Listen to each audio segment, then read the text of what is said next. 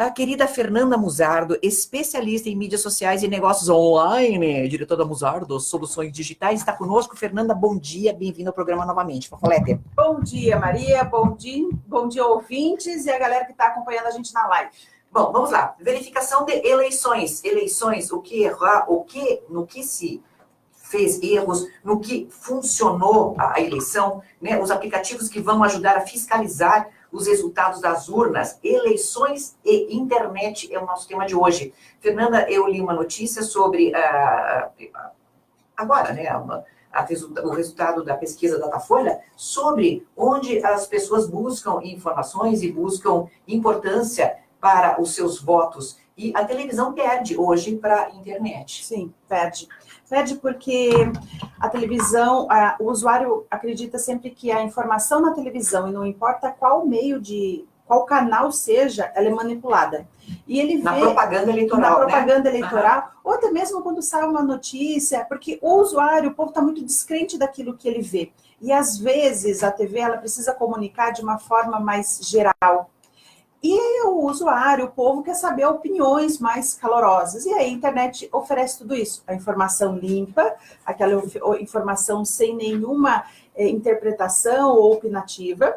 E ela oferece também a opinião calorosa do usuário. E a opinião dos amigos. E não tão dos amigos também, porque a gente leva em consideração também a opinião dos nossos inimigos. Bom, então vamos lá, Fernanda. Sobre o que você vai falar exatamente? Esse é o tema genérico, mas especificamente no que você pode ajudar a gente a usar a internet de forma adequada. Bom, primeiro, Maria, este ano essa eleição foi um marco muito grande para a internet e para as campanhas eleitorais também.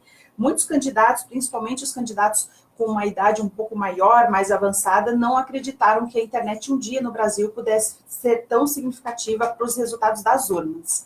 E nós vamos ver nessa eleição que resultado de urna vai ser o reflexo daquilo que a gente já viu durante a campanha nas redes sociais, por conta dessa manifestação toda e desse apelo caloroso do usuário. Outro marco bem importante, Maria, é o quanto a gente tem acesso à informação. Tivemos muita fake news, mas o próprio usuário já sabendo lidar melhor com aquilo que é fake news e aquilo que realmente é verdade absoluta. E eu faço uma observação dentro disso, tá? Uma coisa é a fake news, que é, por exemplo, verificada por algumas agências de verificação. Hoje os grandes jornais se juntaram para isso, tem a agência Lupa, que é bem antiga e tudo mais. Mas a minha pergunta nós temos a presença também dos tais, eu não sei se você vai falar isso, de famosos perfis falsos, ou também considerados robôs, né? Sim. Que são aqueles opinionistas de plantão, sim, que estão lá e você acha, pô, tem tantas opiniões negativas, as hashtags utilizadas por eles às vezes fazem subir para o Trending Topics, mas não é um ser humano que está por trás, sim, é uma manipulação. E você pode falar um pouco sobre isso? Porque isso aqui não é fake news, é outra coisa, isso, né? é outra coisa. Os bots, os robôs, eles são usados para propagar fake news também. Como que acontece uma fake news? Ela é estruturada para convencer o maior número de usuários. Primeiro, uma criação do ambiente, um portal onde ela vai estar hospedada. Depois, os perfis nas redes sociais, muitas vezes falsos, e outros perfis reais, que são utilizados para espalhar essa informação, para virar trending topics, para criar grupos, para fazer uma série de questões, para manipular melhor a informação, para dar a ideia de que está todo mundo comentando sobre isso, então é verdade. Tá, e como é que eu sei? Quando é um perfil falso, eu não tenho que ir lá no perfil para ver se tem amigos? Não, o usuário normal ele não vai conseguir distinguir se é um perfil falso ou um perfil verdadeiro, porque o perfil falso criado para isso, ele é muito semelhante com o perfil verdadeiro. Tem amigos, postagens, tudo? Inclusive consegue estabelecer uma conversa com você. Se você entrar em contato com um bot pela internet, ele vai te responder como se fosse um ser humano, e ele vai estabelecer uma conversa com você. É muito Blade Runner, né? É muito massa, mas ok, não é porque a forma como a gente aplica nem sempre é boa. Tá, mas o usuário... Só entender, como é que eu combato isso? Por exemplo, eu sou do partido político X, né, e vejo que em Y há, digamos, a desconfiança de robôs. Como é que faz? Eu faço o partido político, o candidato em si, ele precisa estar muito ativo nos canais, para que o canal dele seja a principal fonte da informação segura. O usuário vai olhar uma informação, ele vai desconfiar e ele vai procurar o canal oficial do candidato. E aí, onde que está o candidato? Ele está entregando santinho na rua. Ele não tem nada lá na internet. E o Santinho na Rua não está convencendo, Maria. A propaganda eleitoral na TV não está convencendo. E aonde está convencendo é dentro da internet, dentro das redes sociais, onde as pessoas não se dedicaram tanto para essa eleição por acreditar que não teria a repercussão que realmente teve. Falha, essencialmente, é da presença de corpo presente, de fato, do candidato com seus eleitores na internet. Isso nós não tivemos. Tivemos várias equipes, colocando bastante folder, bastante material, parecendo impresso no ambiente bonito, mas que não convence ninguém. Aquilo lá é tudo conversinha dentro da internet. O que o eleitor queria era o candidato ali presente, conversando com ele, mesmo que fosse uma única vez no dia, mesmo que fosse por uma hora que fosse, seria o suficiente para ver e conversar com ele.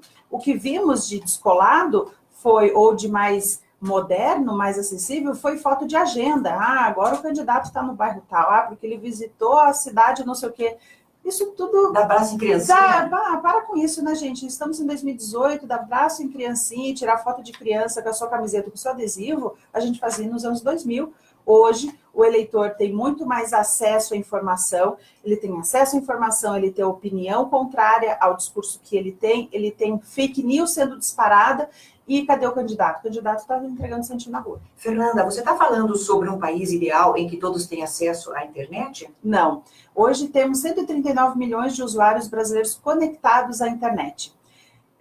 Temos uma participação bem grande no país, mas a gente sabe que isso não chegou ainda à metade da nossa população, e a forma de conexão também não é algo que seja boa o suficiente. Mas como a informação chega a quem não tem internet, veio através da internet. Como que isso ocorre? Eu tenho internet, eu tenho WhatsApp. Eu convenço meus familiares. Eu convenço os meus familiares que não têm. Que é o que está aqui, veja bem, a notícia que eu li agora há pouco, tá? Isso aqui é da Datafolha de ontem, tá? Uhum. Quanto influencia o voto de uma pessoa? Deixa eu ver aqui que eu... Conversas com familiares, amigos ou colegas. Muita importância, 59%. Exatamente. É a maior rede de importância disparado. E aí a gente pode até colocar um parênteses, Maria. Convencimento dos familiares via WhatsApp. Porque as conversas com os familiares, elas ocorrem hoje muito mais do que antigamente, porque era só almoço de domingo. Hoje, entre um bom dia, boa tarde, boa noite, entre um GIF iluminado, a gente tem um áudio de um candidato, a gente tem uma fake news sendo compartilhada, e a gente tem alguém da família convencendo os outros da família, por meio do WhatsApp, a votar no candidato A ou B. Então, vamos entender uma coisa. O sobrinho conectado convence a tia velha pelo Zap. Isso. Que chama ele de Zap. E daí, ou Zap, que é pior, né? E aí, quando chega o almoço de domingo, caso ela não tenha dito, esse mesmo sobrinho começa a criar as discussões na família. Ela não precisa ter a internet, mas ela vai ser influenciada pelo conteúdo que está dentro da internet. Intervalo rapidinho, vamos agora às notícias. 8h55, programa Light News aqui na Transamérica Light, agora com Fernanda Musardo e a continuação do bate-papo com ela sobre verificação de notícias e como nós votamos em tempos de internet. Fernanda, uma outra coisa que eu acho bastante importante nós entendermos, né? Hoje, então, o eleitor é muito influenciado pela internet, mas ele é influenciado por aquilo que ele compreende como verdadeiro e autêntico, ou seja, mesmo uma filmagem tabajara, contudo, autêntica, vale mais do que digamos, um vídeo muito bem elaborado e editado, é isso? Isso.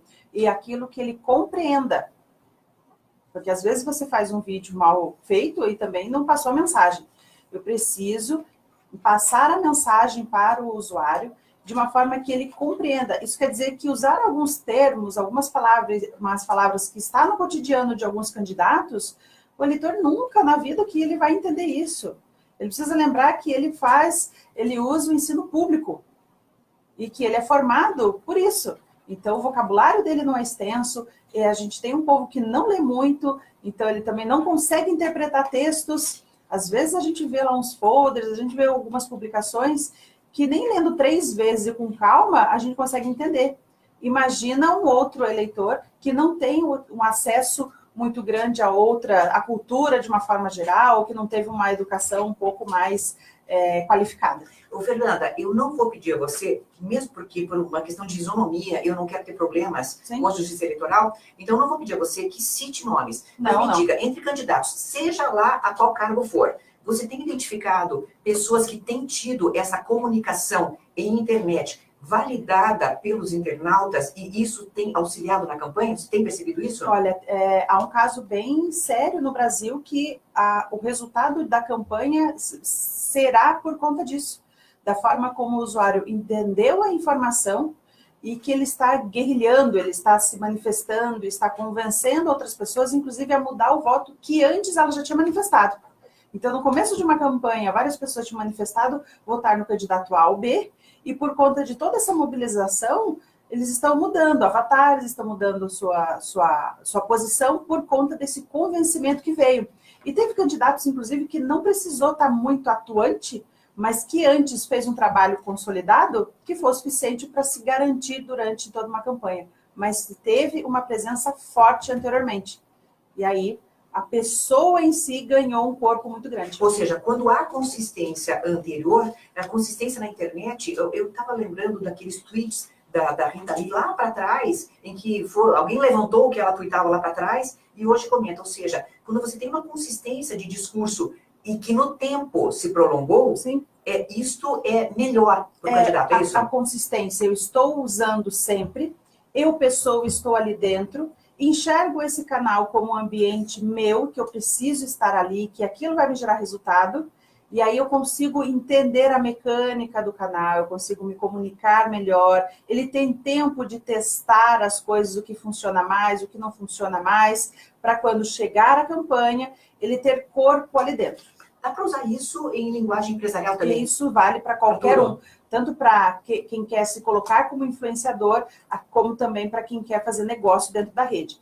Você não consegue, não tem um milagre de 3 meses, ninguém vai ser sucesso em 3 meses na internet, e ele sim é um reflexo de um trabalho consistente feito ao longo do tempo. Fernanda, obrigada por estar conosco, aqui essa apuração desse programa aqui, com menos meia hora. Obrigada por estar conosco sempre. Tá, obrigada a eu. E só lembrando, pessoal, que domingo é dia de votação. Existem alguns sites que são especializados em verificar, não auditar, mas de alguma forma tentar dar uma contrapartida aos resultados das urnas eletrônicas. E são sites que, se não me engano, vocefiscal.org, onde você escaneia o QR Code do tirateima da urna. Então, no final da votação, às 5 da tarde, aquela urna eletrônica, ela recebe um resultado. E esse resultado é fixado na porta daquela urna. E o eleitor que estiver ali naquele momento, ele pode escanear isso e mandar para uma outra pessoa para que se compute. Não é boca de urna, é pós-eleição, para ter uma contrapartida. Porque hoje a gente não consegue garantir que aquilo que a gente coloca na urna seja de fato aquilo que vai se concretizar. Valeu, Fernanda. Muito obrigada. Obrigada a eu, Maria.